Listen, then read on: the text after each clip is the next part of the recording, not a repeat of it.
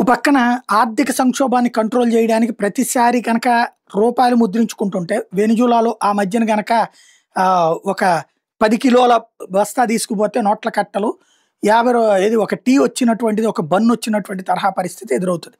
కాకపోతే అమెరికాకి ఆ ప్రాబ్లం రాదన్నటువంటి ధైర్యం. అందుకనే అమెరికా తాజాగా మరో కీలకమైనటువంటి అడుగులు వేస్తోంది. అందులో భాగంగా డాలర్లని ప్రింట్ చేయబోతుంది. ఎందుకని? వాళ్ళ ఆర్థిక సంక్షోభ పరిష్కారం కోసం అని చెప్పేసి.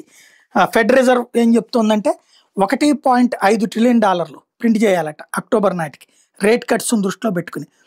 బిట్ కాయిన్స్ వీటి కారణంగా ఇంపాక్ట్ ఉంటుంది అన్నటువంటిది రాబోయేటటువంటి రోజుల్లో అన్నటువంటి ఒక పక్కన అంచనా ఇస్తున్నారు.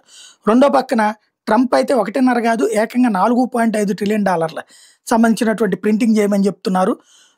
క్రిప్టో మార్కెట్ని దృష్టిలో పెట్టుకుని వచ్చేటటువంటి పరిస్థితుల కోసం ఇది జాగ్రత్త చేయమంటున్నారని చెప్తున్నారు అన్నమాట.